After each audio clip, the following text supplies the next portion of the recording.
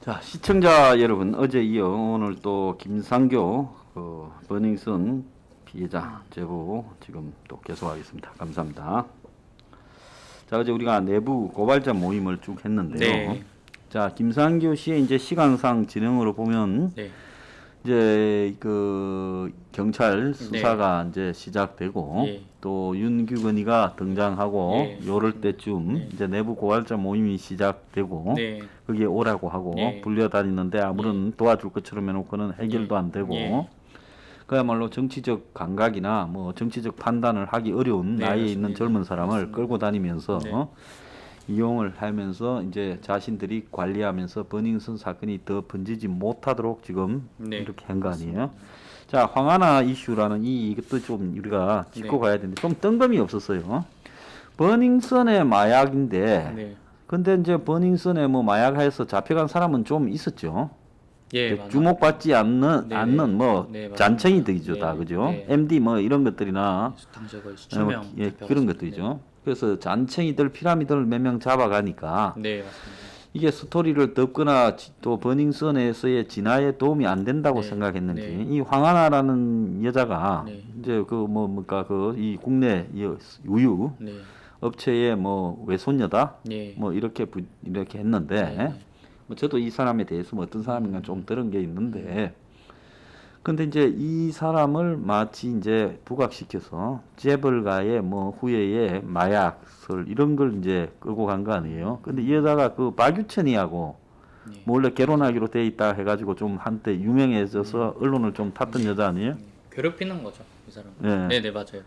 예, 그런데 자, 이 사람이 뭐 평소에 행실이 어떻고 하는 건 그건 개인의 사생활 문제이기 때문에 네. 사실은 네. 그거 뭐 이 그렇게 주목을 받을 만한 네, 맞아요. 그렇다고 집이 크게 돈이 많은 진짜 그 집안의 후계자도 아니에요. 이 사람 자체가 내가 뭐 그 집에 좀 뭐 원래 반개도 있고 직계도 네. 있잖아요. 네, 네, 반개로 네, 내 네, 듣고 네, 있고. 네. 근데 유독 이 사람을 등장시켜 갖고 굉장히 시끄럽게 터뜨렸어요. 맞아요. 그 왜 그렇게 했다고 보십니까? 그러니까 황하나라는 사람한테 이제 질투를 하는 집단이 있었었고 그게 이제 예. 네, 강남 패치 쪽 이런 사람들이었고 인터넷에서 얘네들이 이제 막 수천 명, 뭐 만 명 이렇게 조직돼 가지고 그 한 여자를 괴롭히는 거였어요. 자, 근데 강남 패치라는 것들은 그 뭐 하려고 그 짓을 하고 다닙니까?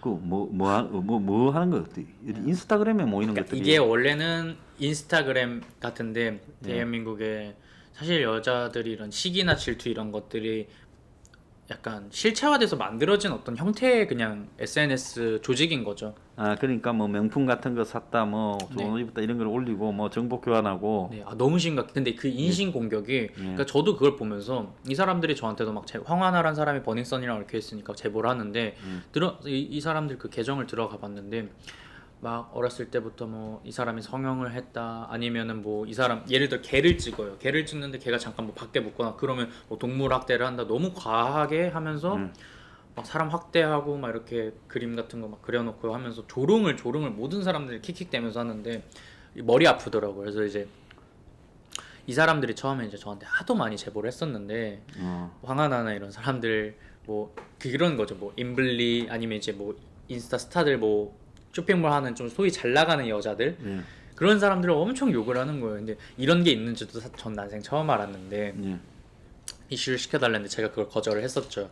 근데 이제 그 피해자 물품 피해자 하나 소개시켜 줄 테니까 강남 패치가 만나보라 이래가지고 만났는데 누가 봐도 강남 패치인 거예요. 이 사람이 인스타그램에 그 황하나 욕하던 걸 똑같은 얘기를 하는 거죠. 그래서 이 사람 위험하다 싶어가지고 피해자가 아닌 거죠. 버닝썬에 대해서 잘 알지도 못하고 물뽕이나 그래가지고 이제 도와달라고 하니까 그 오마이뉴스 기자를 소개를 시켜줬어요. 기자를 소개시켜달라 해가지고 소개를 시켜줬는데 그게 초창기였어요. 내부 고발자들 모임이 어떤지도 전 잘 모르고 그냥 초창기였는데 근데 이 사람이 이제 뭐 황하나 이슈를 가지고 정보를 많이 줄 테니까 기사를 계속 써달라는 식으로 이제 기자들한테 붙은 거고 약간 음. 미인계를 쓰는 거죠. 여자애가 막 가슴 이렇게 기자들 팔에 문대면서 뭐 기사 써달라 이렇게 누가 봐도 꼬리치는 거예요. 그거는 꼬리치는 거고 약간 성적으로 접근을 하고 기자들은 그게 좋다고 희희낙낙 하고 있고 그런 거 보면서 잘못됐다 생각을 했었고요. 그리고 연예인 이슈로 덮을라 했죠 이 사람. 자, 황하나가 이제 마약이 저기 네. 버닝썬하고 관계가 있었습니까?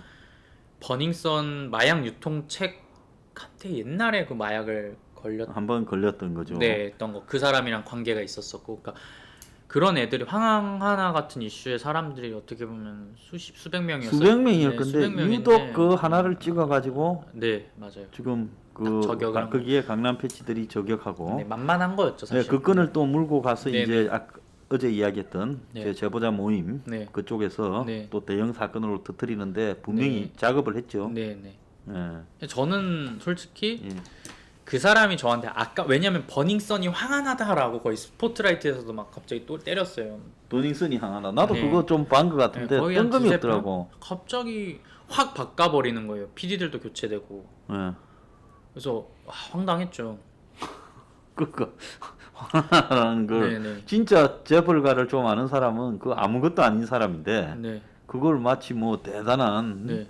뭐 재벌가의 네네. 무슨 인물인 것처럼 네네, 후계자인 맞습니다. 것처럼 네. 그렇게 네. 비중을 해가 네. 그렇게 몰더라고요. 자, 그런데 이들이 이제 황하나 이슈가 좀 버닝썬 사건을 방향을 돌리는데 좀 그 이용이 됐다고 보십니까? 아 많이 됐죠. 많이 됐고. 됐어요? 네. 네. 네. 이런 좌파나 이런 언론들도 돌리려고 막 했었어요. 뭐 진짜 별의별에서 박유천, 뭐 황하나, 인블리 엄청 많은 기사를 있었는데 버닝썬은 일단 이슈였었고 저도 버닝썬에 대한 이제 예를 들어 승리 연예인 이슈가 있고 윤춘경이 있고 뭐 YG 뭐 이런 식으로 있으면은 그 뒤에 내용들을 진짜 해외 커뮤니티까지 뒤져가면서 막 다 찾았었어요. 그 사람들 루머 막 찾아가고 이게 근거가 있는 것들 모이고 증인들을 제가 투서문에서 찾고 증언들이 오면은 다른 기자들한테 줬죠. 채널 A 이런 데 줬죠. 그럼 기사가 돼요. 그러니까 그리고 이제 그리고 팩트를 갖다 주니까 제가 뭐 다른 언론사들 다 그 당시에는 과열이 붙어 있었고 특종을 내려고 그러다 보니까 이 사람들은 다른 데로 돌리려고 하는데 다른 데로 안 돌려지는 거예요. 제가 계속 그거를 이슈화를 같이 시키고 있고 이 사람들은 제가 하리라 아마 예측을 했을 거예요. 그래서 저는 이 사람들이 어떻게 돌리려고 하는 걸 보고 저는 저 나름대로 그걸 막았었고 그 싸움이었던 것 같아요. 그게 말을 안 들으니까 이제 그 사람들 이제 그만하라 했었던 거죠. 저한테. 네네 그만하라 했었죠. 자, 버닝썬은 이제 그만하라 하는 압력은 어떻게 주로 들어왔나요? 일단은 4월, 5월에 황하나 이슈로 돌렸고 그 메인 갑자기 저는 MBC에서 그냥 그 노조 출신 아닌 이제 기자가 기사를 써준 거 그냥 그 인권사회부 쪽에서 가고 있었는데 스트라이트에서 MBC를 딱 물더니 이쪽이 저를 찾아온 거예요. 그 이쪽 내부 고발자들 모임 통해서 이 사람은 이제 자기가 YG를 캐고 싶다 이렇게 얘기를 해서 얘기를 많이 해줄 수 있냐 이렇게 했는데 그냥 어영부영 끝냈어요. 이쪽에서는 YG가 무슨 마담이랑 연결돼 있다 이런 거 하더니 어영부영 끝냈고요. 당시에 뭐 신마담인지 뭔지 그렇게 하면서 끝냈었고 저한테도 도와달라 했었죠. 그 아는 내용 있으면 어디까지 아냐 이렇게 해가지고 뭐 그래서 스너프 필름까지 이분들도 파고 그러고 끝났었고 JTBC에서는 좀 황하나 이슈로 가서 했었는데 사실 저는 그건 좀 아니라 생각을 했었거든요. 황하나 이슈로 가는 거. 그래서 얘기를 했어요. 이렇게 가는 건 좀 아니지 않냐. 그래서 제가 뭐 5월, 6월에도 그 사람들 만나고 찾아뵈서 얘기한 건 그거예요. 버닝썬 피해자들 뉴스 다시 집중 보도해 주세요. 왜냐면은 1, 2월에 이슈가 됐었을 때는 조사하는 것처럼 했지만 조사 지금 하나도 안 된다고. 네, 지금 그렇게 얘기해서 그거에 대한 요청이었죠. 자, 결과론적으로 보면 네, 이제 작년에 그 12월 달에 터지고 네, 1월 달쯤 말쯤인 시끄러워지고 예, 그 2, 3월에 한참 뭐 난리가 났고 네, 네 맞습니다. 그때부터 접근해서 이제 뭐 예. 제보자 모임 끌고 다니고 예, 그리고 이제 뭐 또 다른 사건 황하나니 네, 뭐 이런 뭐 윤지호 이런 거 들어와서 네. 막 방향이 틀어지고 네, 그러고 난 뒤에 이제 5월 말 6월 되면서 이제 버닝썬 이슈가 시들해지지 않습니까? 예, 대중에? 맞습니다. 예. 시들게 만들었죠. 예, 대중에 이제 그 사람들이 그 기자들이나 네, 지금 와서 생각해 보면 한참 시끄러울 때 김상교 씨가 자꾸 핵심을 가지고 언론에 접근하고 터뜨리고 하는 부분을 막으려고 그 가장 핵심적인 골든 타임을 놓치게 하려고 네네. 교란시킨 거라고 네, 생각하지 네. 않습니까? 묶어놨다 생각이 들어요, 저도. 그렇게 네, 생각이 들죠. 네, 네, 네. 예. 묶어놨다 생각이 들어요. 웬만하면 일반인이면 뭐 그런 교란 공작이나 어쨌든 그 사건이 잠잠해질 때까지 네, 뭔가를 취재하는 듯이 시간도 끄고 또 뭔가를 해결해 줄 듯이 힘이 있다는 듯이 시간을 끌고 네, 맞습니다. 이렇게 하면서 묶어놓고 그렇게 보면 이제 김상규 씨는 다른 제보자 모임에 들어갔던 네, 뭐 박창정, 칼리 네. 사무장이나 네. 서지영 검사나 네, 노승일이나 네, 윤지호는 네, 확실히 이 정권에 붙었거나 줄을 쓴 사람이고 네, 또 정권에 불리하지 않은 유리한 이슈를 터뜨렸던 사람들이잖아요. 네, 네 명의 특징이 그러잖아요. 네, 윤지호는 서지현이는 검찰 내부에서 네, 성폭행 뭐 이런 걸 터뜨려가 네, 맞습니다. 당시 정권의 검찰에 대한 네, 행제에 불만을 풀던 검사들의 네, 이 저항이 시작되던 걸 네. 불을 껐죠. 네, 그리고 이 박창정 사무관이 뭡니까 이 사람은 대한항공 흔들었죠. 대한항공에 휘청이게 흔들었고, 흔들었죠. 네. 예, 일조를 했고 네. 그래서 또 노승일이는 뭐 네. 최순실이 다 그런 부분이거든요. 네. 아 자, 그리고 제가 네. 이 사람들에 대해서 그 사람들을 보면서 이 사람들에 대해서 좀 분석을 해봤어요. 무엇일까? 이 사람들이 정말 원하는 게 무엇일까 하고 계속 봤는데 자기들이 이 사람들은 증권가 찌라시를 만든다라고 자랑을 했거든요. 근데 그 시민단체 위원 있잖아요. 예. 그 최순실 이복 조카라는 그 사람이 한보 사태 때 IMF가 터지는데 일조를 했다라고 본인들이 얘기를 했어요. 그래서 자기는 좀 사회에 죄가 있다라는 얘기를 하더라고요. 근데 홍콩에서 이제 증권가에 있었다고 얘기를 했었거든요. 그런 생각을 했어요. 그러니까 광고를 하다 보니까 아는데 신제품이 나올 예정이 있더라도 주식이 오를 게 예측이 될 수 있거든요. 사실은. 근데 이 사람들은 주식을 떨어뜨릴 수 있는 사람들이라 생각을 했었어요. 허물레가 네. 예를 들어 박창진 사무장으로 대한항공을 흔들려고 이 사람들은 한 달 전에 기획을 예를 들어 합니다. 그렇게 할 수 있는 능력이 있잖아요. 우리가 뭘 다음에 죽여볼까 하는 사람들인데 마음을 먹으면 그러면 대한항공이 휘청이게 되면 대한항공 주식은 폭락이 될 테고 이 사람들이 쥐고 있는 거는 민정시장 이어간다고 생각을 하면 사모펀드라 저는 생각을 했어요. 증권가 찌라시를 본인들이 내고 그걸 자기들이 다시 주워다가 오마이 쪽에서 증권가 찌라시를 내요. 이 사람 그 서울 증권신문 기자기도 했었어요. 그러면은 기사를 내요. 그러면 얘네를 증권가 그걸 주어요. 기사화를 조금씩 시켜요. 그러면 JTBC가 올려요. 그러다 MBC가 또 공론화를 해요.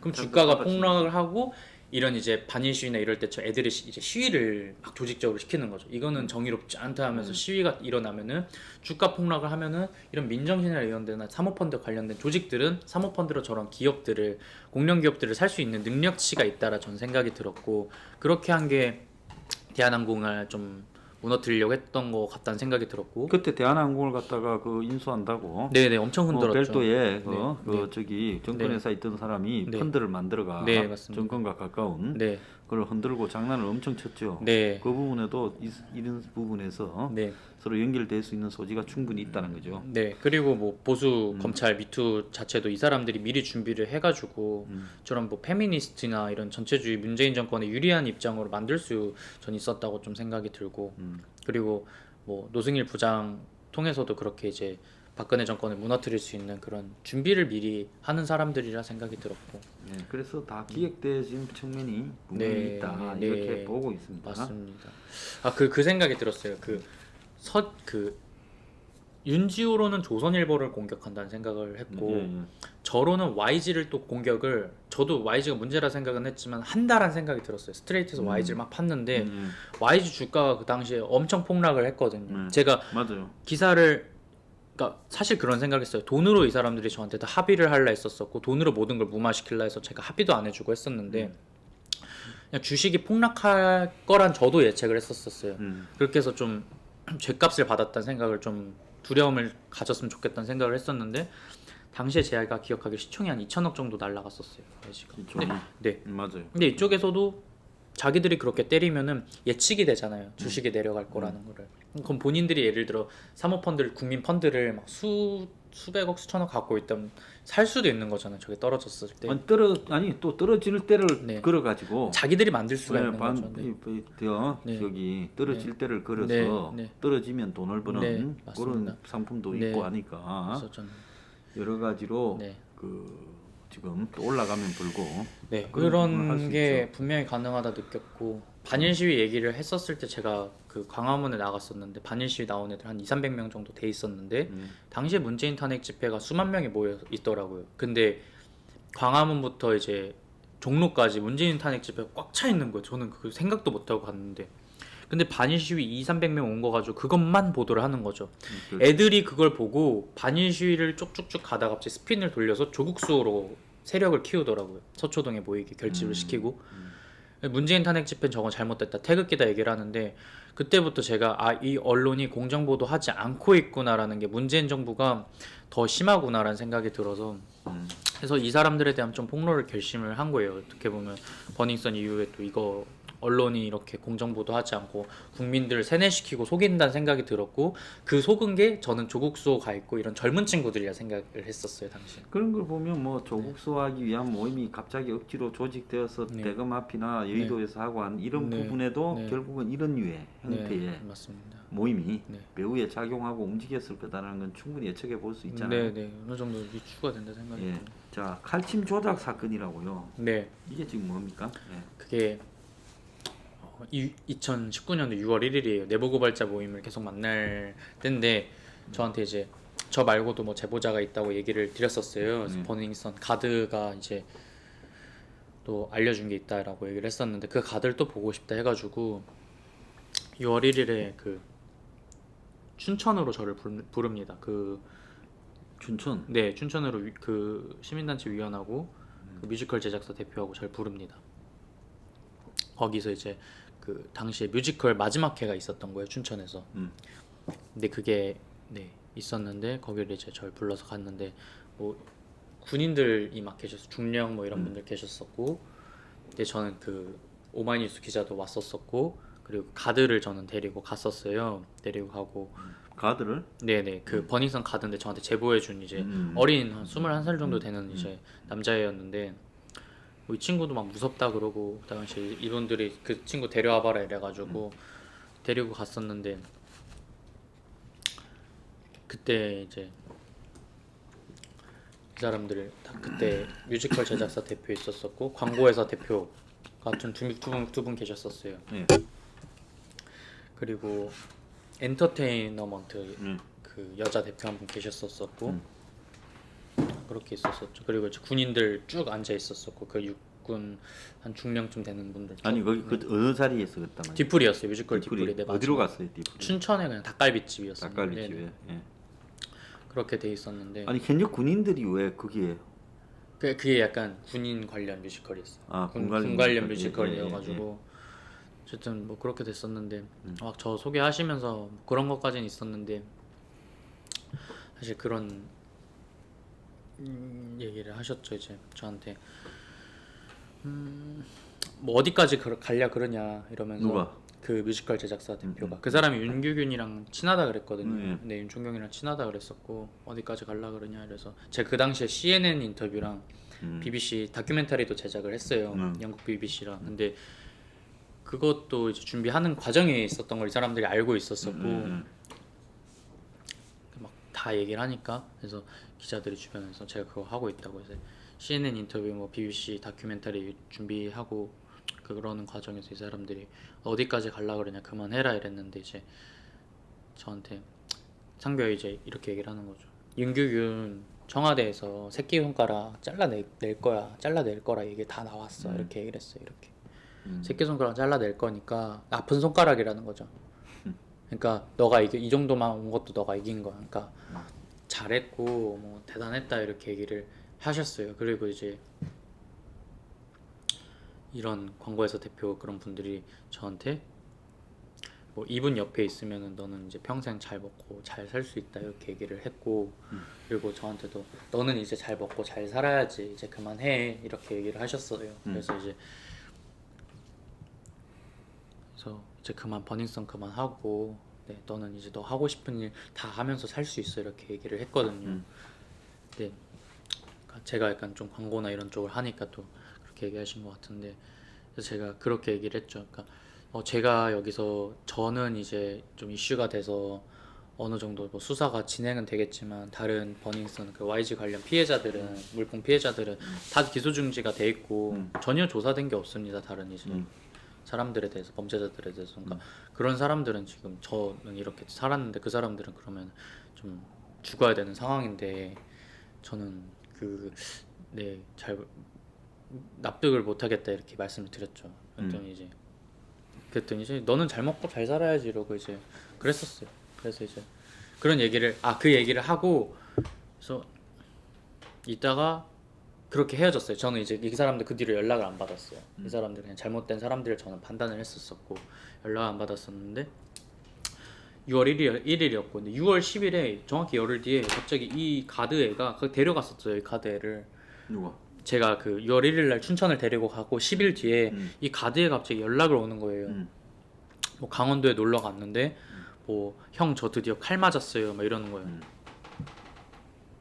그러지 뭐. 근데 당시에 사실 뭐 삼합회나 이런 것도 이 친구도 제보해준 게 있었었고 린사 뭐 이런 것도 복수의 제보긴 했지만 얘도 얘기해주고 무섭다고 하긴 했었어요. 근데 이제 칼 맞았어요 하고 새벽에 막 연락이 오는데 한 2시쯤에 한두 시에 연락 오는데 진짜 막 칼 뭐 이만한 칼에다가 피 이렇게 묻어있는 사진들이랑 막 빨가벗고 막 그런 사진들 여러 개 보내는 거예요. 그리고 아침까지 연락이 안 됐어요. 그래서 제가 당황을 했죠. 근데 이제 와인이 보이고 이래가지고 제가 이게 진짜인가 좀 싶기도 해가지고 약간 이상했어요. 처음엔 딱 놀라서 계속 한 1시간 정도 혼자 보다가 그래서 이걸 가지고 언론한테는 얘기를 안 하고 너가 뭐 내일 낮 12시까지 연락 안 되면 이거 나 언론에 얘기를 해야 될 것 같아 이렇게 카톡을 보내놨다가 아침까지 계속 연락이 안 돼서 제가 당시에 뭐 기자들 몇 명한테 그걸 좀 저랑 가깝게 있던 기자들 몇 명한테 믿는 기자들한테만 보내요. 이것 좀 어떻게 해야 되냐. 그리고 그 시민단체 쪽에 보냈죠. 얘가 칼 맞았죠 저번에 보내가. 근데 이렇게 되고 나서 이제 이게 언론 보도가 되더라고. 어디선가 흘러나갔는지. 그래가지고 이제 언론 보도가 됐었었고. 그래서 그 언론 보도에 뭐라고 나왔어요? 그냥 버닝썬 제보자 칼 맞았다고 뭐 검색어 1위 포털에서 네이버 1위 하고 있었는데 다 저가 칼 맞은 줄 알고 세상 사람들이 또 연락 오고 하더라고요. 그래서 저도 이제 힘들어서 이제 제주도를 내려갔죠. 제주도 내려갔고 이게 진짜인지 아닌지 전 몰랐었어요. 무서워서 내려갔어요. 그러니까 당시에. 처음에. 제주도 내려가게 된 동기는 그 친구가 칼 맞았다라는 부분이 영향을 크게 미쳤죠. 그것 때문에 간 거예요. 겁이 났어. 나도 어디 또. 그래서 부모님이랑 동생한테도 좀 신변보호 이거 해야 될 것 같다 이렇게 얘기를 하고 얘가 칼 맞았대 이러고 됐었었고 칼 맞았다고 계속 자기는 주장을 하고 이러니까 근데 저는 그래서 이제 당시에 이렇게 마약 사범들이나 이런 거에서 꾸준히 협박을 계속 받았었고 뭐 오마이뉴스 기자가 저한테 계속 이렇게 얘기했거든요. YG 양현석이 김상규를 노리고 있다. 조선족 3천만 원이면은 형 죽이는 거 일도 아니다. 저한테도 그랬었었고 오마이뉴스 기자가 저희 집에도 찾아와가지고 저희 어머니도 뵈가지고 저희 어머니한테 뭐라 했냐면 이 오마이뉴스 기자가 양현석이 상규 형을 노리고 있다 이렇게 얘기를 한 거예요. 그냥 진짜 제 얘기가 아니에요. 그 사람이 그렇게 얘기를 한 거지. 그리고 뭐 조선족 3천만 원이면 죽이는 거 일도 아니다. 그러니까 이 사람들이 이 진보 기자들이 저한테 맨날 그랬어요. 너 칼 맞는 걸 진짜 조심해야 돼. 조선족 많다 이러는 얘기를 하는데 기자놈이 아니라 생 양아치들인데 이 말에 대해서 있다고 일주일 안에 연락 안 오면요. 그 오마이뉴스 기자나 내가 이제 이것들이 권력에 붙어가지고 공갈 협박을 하고 다녔다 이렇게 간주를 하고 정리를 하겠습니다. 이의가 있으면 그렇게 말한 게 아니라고 연락해요. 자, 근데 그래서 저희 가족이 다들 피말려 있는 상황이었고 저희는 진짜 집이 공포였어요. 그리고 진짜 칼 맞을 수도 있다는 가족들도 그런 얘기를 계속 듣는데 이 기자들이 둘러싸가지고 저희들을 근데 피 흘린 사진들을 보고 제가 판단이 들었죠. 내가 나 때문에 내 가족들이 다칠 수도 있겠다 생각이 들어서 제가 제주도에 내려가서 제 친척이 있어가지고 그쪽으로 내려가가지고 진짜 무서웠어요. 얼마나 있었죠, 제주도에? 한 달 정도 있었어요. 뭐였어, 그래가? 그때 있는 돈 탈탈 털어가지고 거기서 그냥 숙소 잡고 숨어 있었어요. 숨어 혼자서. 아 진짜 죽을 수도 있겠다 이래서 제가 그때 SNS에 처음 글을 써요. 저는 다시는 버닝썬에 대해서 하지 않겠습니다. 예. 발언하지 않겠습니다. 예. 맨날 당시 SNS에 막 수만 명이 봤어요. 조회수가 수만 명이었어요. 매일매일 그냥 초 단위로 제가 올리는 것들에 대해서 저들 입장에서 전 언론사가 다 볼 정도고 제가 댓글 하나만 달아도 바로 한 5분 뒤에 기사화가 됐을 정도인데 파급력이 있었어요 분명히. 근데 그때 얘네가 칼 맞았다 하니까 제가 내려가서 전 이제 그만한다고 제가 할 수 있는 건 다 했다 이렇게 하고 숨었죠. 자, 근데 이 칼 맞은 애를 나중에 확인을 해봤어요? 네. 어떻게 됐어요, 그래서 결론이? 조작이었어요. 자기가. 근데 얘네들에 아예 붙어 있던 거죠 이쪽에 그 강남 패치 쪽 애들이 여자애들 그러니까 그 오마이뉴스 기자랑 밑에 강남 패치 오마이뉴스 기자가 안민석 의원한테 강남 패치를 데려가요. 강남 패치 여자애들은 이 남자 있죠 가드 제보자들 얘네들 이렇게 구슬린 거예요. 원래는 얘가 김상규가 그런 나쁜 애 놈이다. 처음에 제보할 때는 그러진 않았죠. 처음엔 그러지 않았어요. 예, 그런데 이제 어느 순간에 네. 그게 이제 엮이면서 그 제보자 모임 주변에 얘네들 뒤에서 연락을 해서 이간질을 막 한 거죠 저랑. 그러면서 이제 얘가 겁을 주기 위한 일환으로 칼 맞았다라는 그 이 장면을 인위적으로 연출해서 보냈네요. 자, 그 부분을 어떻게 알게 됐어요? 그거 일단은 제가 그 당시에 이제 막 뭐 아는 PD들이나 이런 사람들한테 칼 맞았다고 이런 거 보내주니까 이 사람들 놀래서 강릉으로 확인을 하러 간 거예요. 근데 그 거짓말이라고 확인을 한 게 있었었고 당시에 이 친구가 막 저한테 막 요구를 했었어요. 저 되게 복잡한데 이 사람도 뭐 잘못이 뭐 버닝썬 쪽에 있다 이래서 자기 좀 해결해달라 형이 권력이 뭐 이런 사람들이랑 가까우니까 해결해 난 그런 능력도 없고 그런 거 옳지 않다 너 잘못은 너가 알아서 해결해라 이랬는데 그러니까 막 이성 여자친구에 관한 무슨 문제였어요. 데이트 폭력 어쩌고 이런 게 있었어. 그건 잘못됐다 제가 얘기를 했죠. 그런 게 있었었으면 근데 이제 그런 거를 이제 이런 여자애들이 붙어서 얘 거를 해결해 줄 것처럼 하고 그래서 단톡방 얘네가 생긴 거예요. 이 가드 남자애랑 이 강남 패치 쪽 여자애 2명이랑 유튜버 남자애 1명이랑 해가지고 단톡방 얘네들이 생겼었고 그 여자애들 나중에 이게 얘네들이 막 루머를 많이 퍼뜨려서 김상규가 나쁜 놈이다 해서 김상규를 믿었는데 김상규가 나쁜 놈이었구나. 그래서 이 기자들이랑 여자애랑 막 그 한서희나 뭐 버닝썬 피해자들 이런 뭐 성희롱 발언을 오마이뉴스 기자가 자기가 했어요. 근데 이거를 모자이크 처리해서 제가 했다고 얘네들이 퍼뜨린 거예요 당시에. 근데 제가 그때 인터넷에 아예 6월 때 제주도 내려가서 손을 뗐었을 때요. 너무 힘들어가지고 진짜 내 가족이 죽을 수도 있다 생각을 해가지고 너무 힘든 상황인데 얘네들이 그 사이에 인터넷에다가 유튜버 이용하고 단카페에서 김상규가 물뽕 피해자들을 품평회를 했다. 그리고 성희롱 발언을 했다. 조작을 한 거예요. 완전히 제 이름은 지워버리고. 그래서 제가 왜 너네들 왜 나한테 왜 이러냐 이랬는데 답이 없어요. 네가 막 이랬잖아. 근데 계속 괴롭히는 거예요. 와 미치겠어. 근데 이게 증거도 없고. 그래서 서울에 한 7월 달쯤 올라와서 시민단체에서 다른 시민단체 거긴 또 보수 쪽 시민단체인데 잘 연고는 없었어요. 근데 왜 이렇게 공익제보자가 괴롭힘을 당하냐 보고 있다 이러면서 얘기를 해봐라 해서 이제 이쪽에서 고소를 해줘서 이게 해결은 돼요. 제가 뭐 그런 성희롱 발언이나 아니면 뭐 말도 안 되는 짓을 한 게 다 제가 한 게 아니란 게 드러나요. 근데 경찰들은 제대로 조사도 안 하죠 이 사람들에 대해서. 이 사람 저는 이제 무고로 그러니까 이 사람들이 잘못했다라고 걸었는데 어쨌든 저는 이제 다 무혐의가 결국은 돼요. 이것 때문에 조사를 하반기에 계속 받았어요. 또 그래갖고 엮어서 네 얘네들은 제가 허위 사실이라고 또 걸고 막 얘네들이 또 다른 고소가 생겨서 또 어차피 얘들은 뭐 처벌받지 않을 거니까 네 얘네랑 엄청 싸웠죠. 사람을 또 소모시키는 일을 했네요. 그러면서 이제 그거 자체가 김상규가 뭐 이상한 애다 아니다 이걸로 또 작년 하반기 내내 끌었었고 이러니까 그냥 저는 모든 걸 솔직히 돈도 다 쓰지 또 변호사비 또 나가야 되지 이러니까 그때 거지가 된 거예요 진짜. 그래서 이제 전 이제 후원 계좌 이런 것도 절대 안 열었었어요. 왜냐면 이게 변질이 될까봐 제 의도가 변질이 될까봐 내 사비로 할 수 있는 데까지만 하는 게 제 목표였는데 이제 막 저희 집도 사실 뭐 권고사직도 다 당하시고 다 이렇게 집이 풍비박산이 나 있었는데 저한테 다 숨기고 계셨었죠 가족분들이. 그래서 이제 빚도 지고 이런 상황을 알아서 제가 너무 죄송하더라고 저한테 얘기도 안 하시고. 그래서 뭐 시청에다가 뭐 그때 신고를 해가지고 뭐 후원 계좌 연다고 이렇게 얘기를 했었는데 시청에서도 이제 윤지호 이슈가 있어가지고 안 될 것 같다 이렇게 얘기를 하는 거예요. 개인이 이렇게 한 적이 없다고. 그래서 시청에서도 막죠. 그리고 얘네들이 집단적으로 막 시청에 신고를 하는 거예요. 제가 후원 계좌를 여니까. 그러니까 완전 경제적으로 고립 상태를 만든 거예요. 그때부터. 저는 1년 동안 일도 못하고 얘네들이 괴롭혀서 사회생활도 못할 정도인데 그래서 와 미치겠다 싶었었죠. 자, 그러면 그 칼 맞았다는 애는 그 뒤에 봤어요? 아니요, 못 봤어요. 그 뒤로 사라졌어요?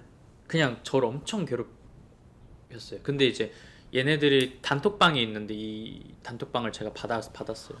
저의 뒤에서 떠든 거에 대해서 그걸 오래 받았었고 거의 드루킹 같은 거예요. 얘네들 보니까 진짜 그 댓글 조직이 있고, 그러니까 제가 민주당이 진짜 잔인하다 생각을 하는 게 결국에 안민석 의원은 강남 패치 만났잖아요.